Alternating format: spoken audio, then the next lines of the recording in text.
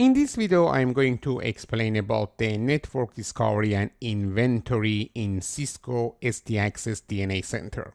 Actually, we will learn how we can discover our devices and add them to the inventory of Cisco DNA Center. You know that Cisco DNA Center is primarily a network controller and also orchestration tool. And as such, it requires visibility to the network and devices that it orchestrates.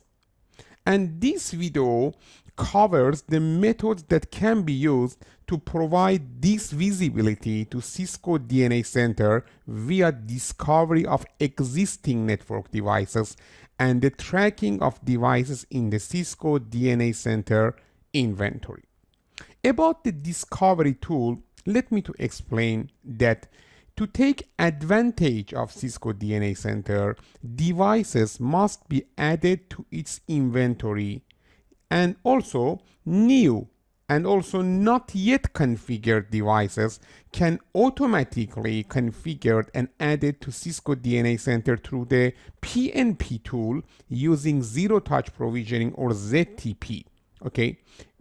In this video, I'm not going to explain about the PNP tool using a ZTP for new unconfigured device. But we use the other methods for existing devices.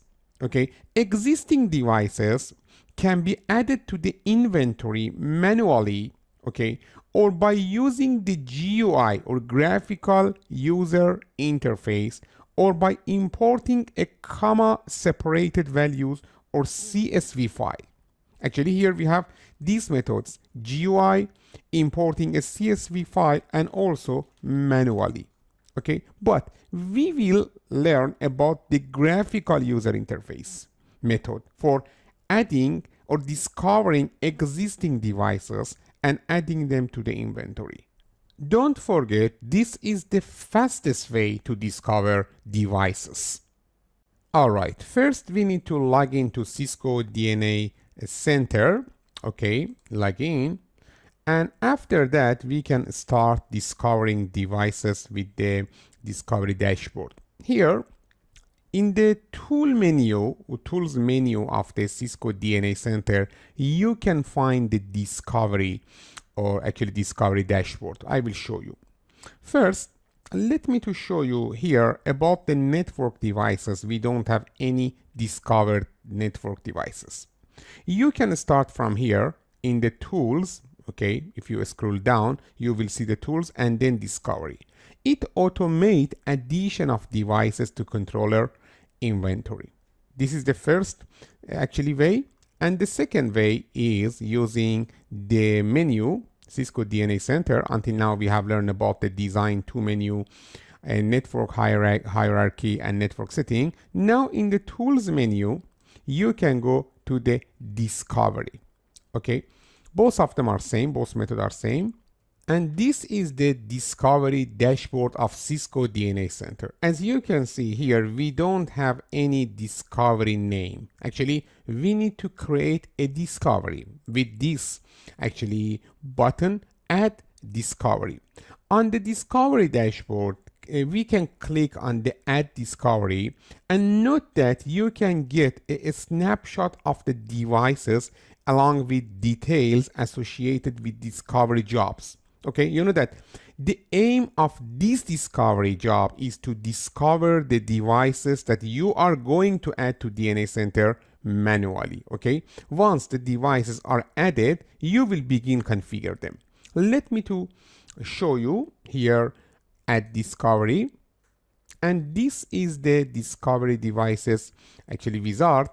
Let's get ready. Device controllability is enabled. I will explain about it. And config changes will be made to on-network devices during discovery, inventory, or when devices is associated to a site. About the device controllability, by default, the Cisco DNA Center has the device controllability feature enabled. And device controllability pushes some basic configuration commands to newly discovered devices to assist with data collection and device tracking. Okay, this configuration varies between platforms.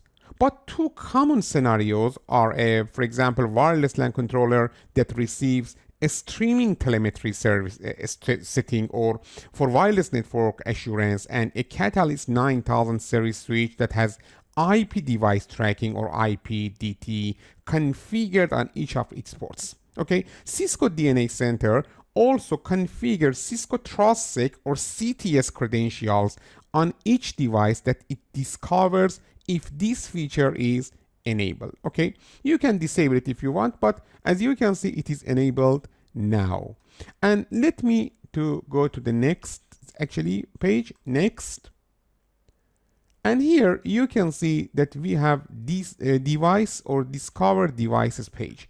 Begin by naming this discovery job. Here you can give it a name. Then select your preferred type of discovery. About the preferred type of discovery, as you can see here, we have different types. You want to discover devices with CDP, or means the Cisco Discovery Protocol, or LLDP, a link layer discovery protocol, or CIDR, classless interdomain routing, or IP address range. Which one is better? Each of them can be used, but let me to inform you, using CDP or LLDP to do a discovery can possibly produce unpredictable result if not limited in scope, as even non-Cisco devices that are not supported by Cisco DNA Center may be discovered.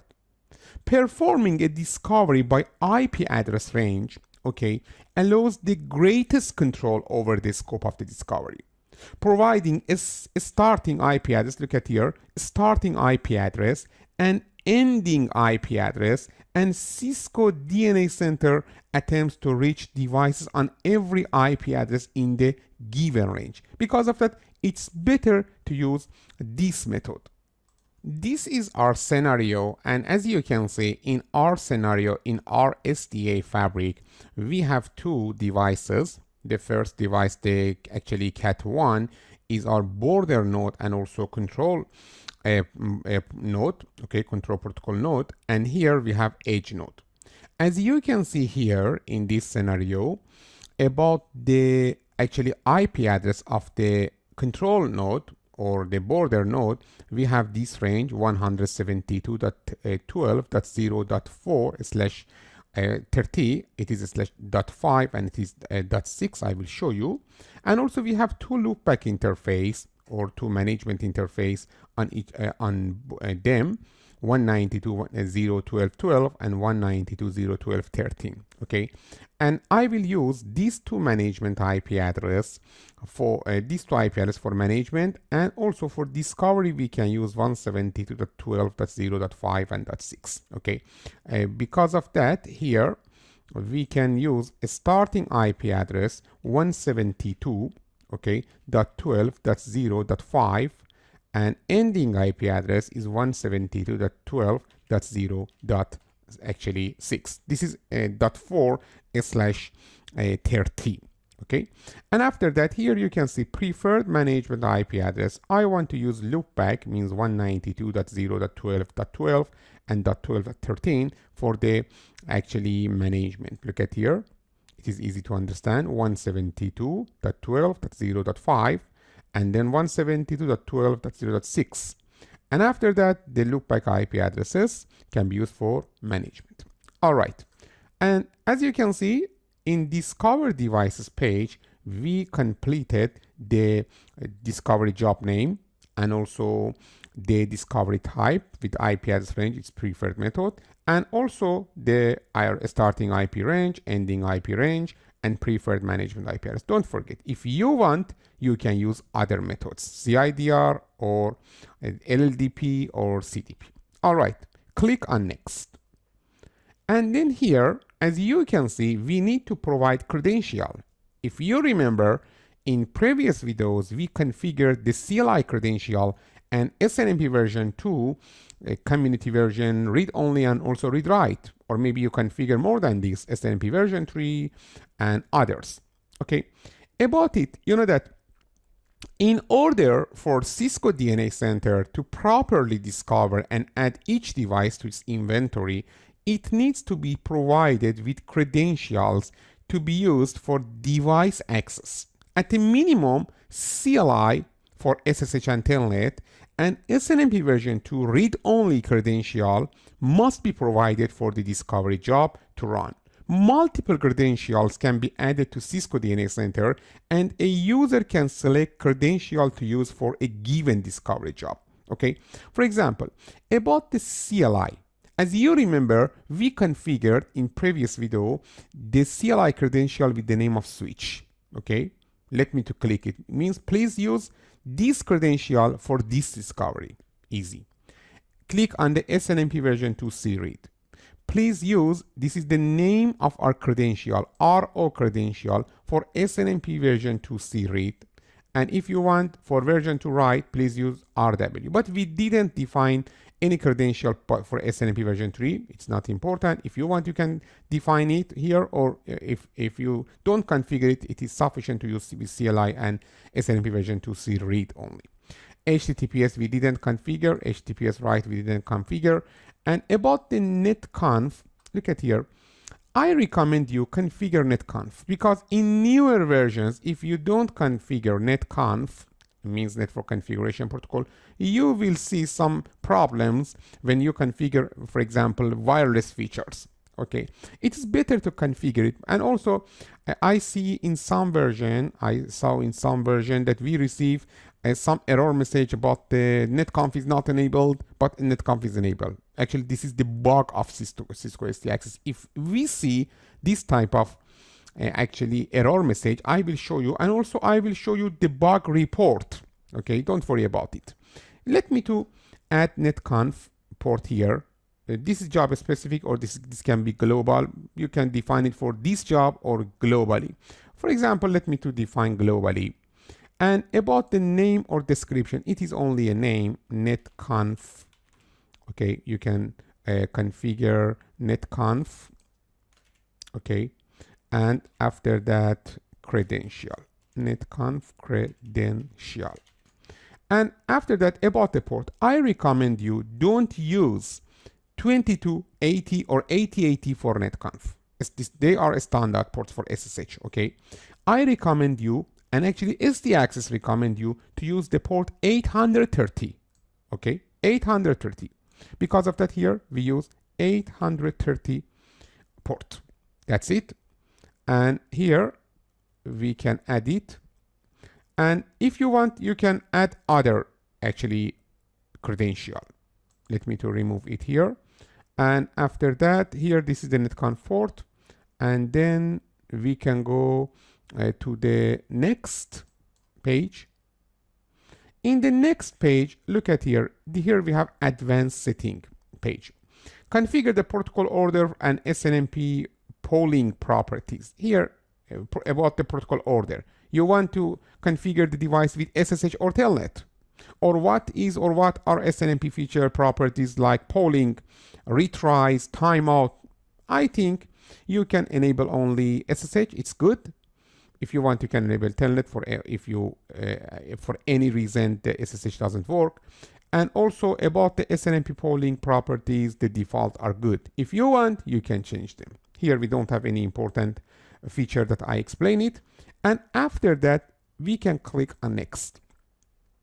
Okay, here in the assign devices to site, as you remember, we have defined site hierarchy previously. We defined global, Europe, United States. You can assign your devices to each of these sites now or later. For example, here, if you click here, assign device to an existing site, you can assign these devices discovered in this process to one site. For example, in the United States, California, San Jose, SJC04. Okay, as for example, I click here, and these devices will add to this site after discovery. Or if you want, you can use assign devices to a new site. What does it mean? Here you can define the new site and assign device to that site. Or you can skip site assignment for now. All of them are possible. But let me to assign devices to SJC04 floor 1. This is the floor 1 of the building SJC04 in San Jose. Okay. And these devices, after discovery, will add to this site. Okay. And now, for the first time, you see, or maybe for the second time, you see the usage of site hierarchy that you defined before. And after that, click on the next. And after that here, you can schedule the job, means running this discovery task now or maybe later. If you click later, here you can define in which time you want to run this discovery, in which hour, in which date, and according to which time zone. And here you can configure recurrence, something like this. Okay, let me to discover it now. I want to discover devices now. And here you can see discover new device only or all device. I want to discover all devices. And after that, click on the next. And here you can see the summary of your task. After reviewing the summary, you can start discovery and telemetry. Look at here, review your selection. To make any change, click edit and make the necessary updates. When you are happy with your selection, click start discovery and telemetry. About the discovery device, the job name discovery to quick insights. About the preferred management IP, you know that we configured loopback. Discovery type is range. Starting IP, end IP, credential that we provided is CLI credential.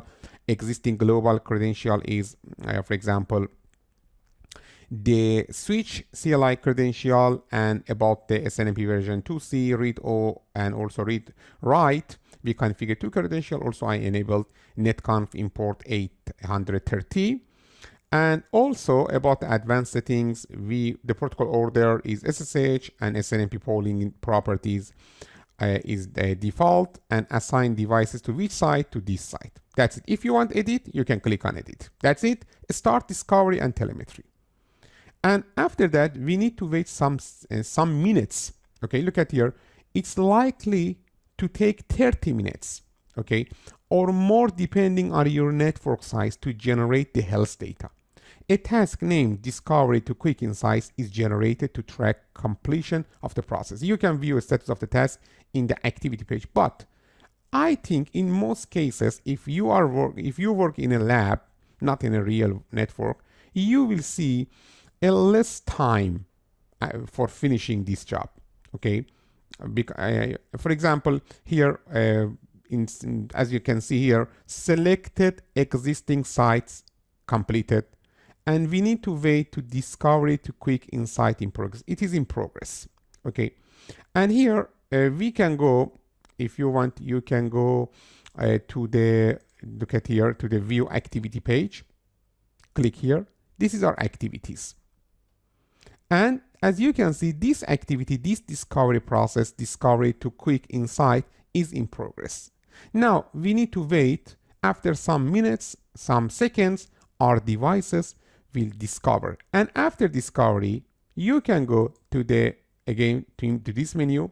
In the provision menu, you have the actually inventory, network devices inventory. Okay, here I will show you. But before that, you know that we used from tools menu the discovery. If you click on discovery, you will see that we have a discovery process, discovery to quick insight. It is in progress. Okay, and until now it finds one device, reachable devices. Okay, this is IP range. And after that, let me to refresh it. All right, after refresh, as you can see now the status is complete and reachable devices number is 2. Let me to click on this discovery name. Okay, here you can see that it finds two devices, cat1 and cat2.micronixlab.com.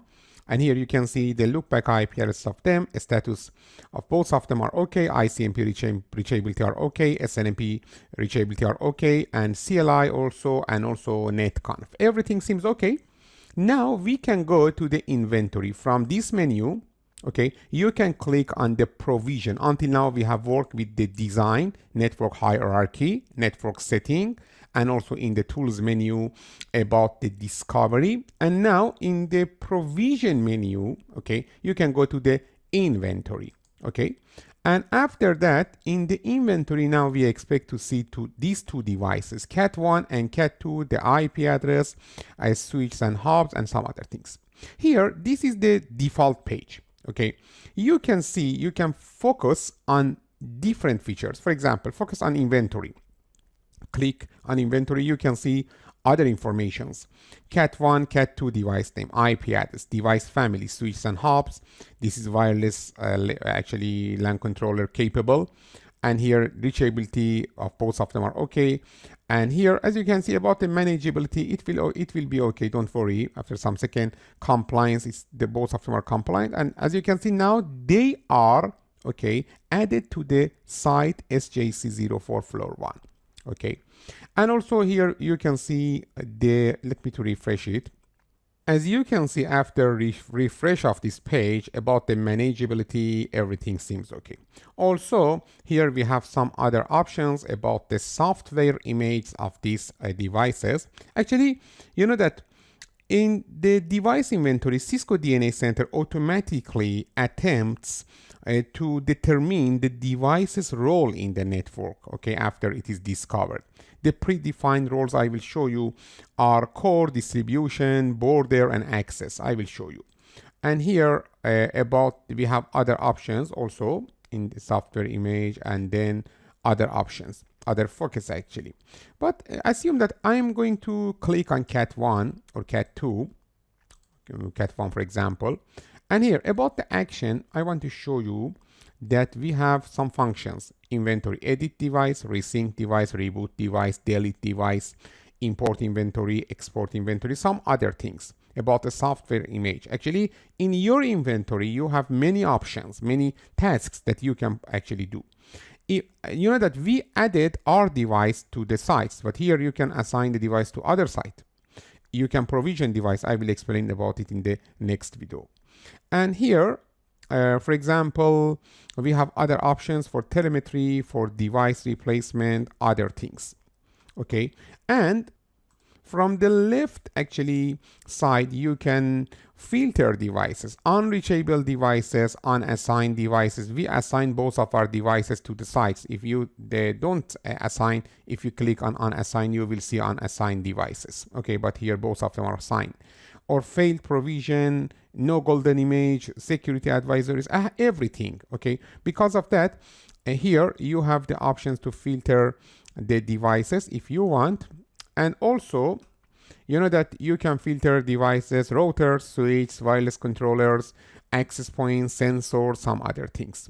And here you know about the, for example, different focus that we have in the actually inventory. In inventory, you know that this is the inventory for global. Why? Because both of these two devices are under the childs of the global. But if you want, you can change it. For example, I want to see the inventory only, inventory of, for example, the San Jose. Look at here, San Jose, and only SJC04. Here we have two, for example, device, this page.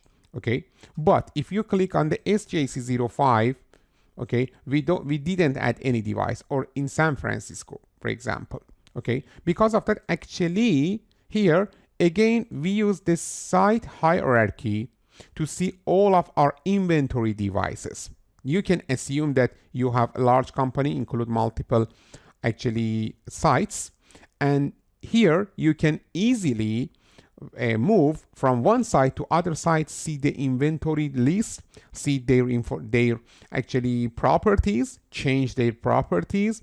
And here, for example, look at here, I explained about the device role. Don't worry about the detail, only I want to show you some features in the inventory. If you click on device role, you have these options: access, unknown, core, distribution, border, router. Okay, actually, as I mentioned before, Cisco DNA Center automatically attempts to determine the device roles in the network after it is discovered. The predefined roles that are available are core, distribution, border, access. Okay, these can be used to designate a standard device image using the actually the tool of the Cisco DNA Center. Don't worry about it. They also determine the layout of the topology view. Okay, you will learn about it in future, and these roles can be changed at any time. The inventory tool, okay, here for example in our scenario, this device, the Cat2, is the edge device, and this is the control device, okay, or control node here. Because of that, you can click again here, the edit device role. This is also border node. You can click on border node for cat1 and for the cat2 access device or edge device. The inventory tool actually displays a centralized list of all network devices that Cisco DNA Center is aware of. The view of this list can be narrowed down by site, custom filter, or device type. Okay, the inventory list provides basic but useful information about each device: host name, IP address, site, and reachability status, software version, and maybe platform, serial number, okay, and so on. In the past, network device inventory details were traditionally kept in large spreadsheets and would need to be updated manually as devices were replaced, relocated, or upgraded. More recently, numerous tools are available to keep track of network device inventories. But Cisco DNA Center brings together the intelligence and flexibility of the discovery and inventory tools to provide current information in an automatically updated list of devices and also their statuses. Very good. Until now, we have learned about the design network hierarchy, design network setting, provision, inventory, okay, and also about the tools, here the tools menu, tools discovery. And we will learn more than this in each video. Now, it's your time. You need to implement this scenario, your scenario up to here. You need to first discover your devices and also check the inventory, work with inventory, and then come with me to the next video. We will learn more than this about the Cisco DNA Center.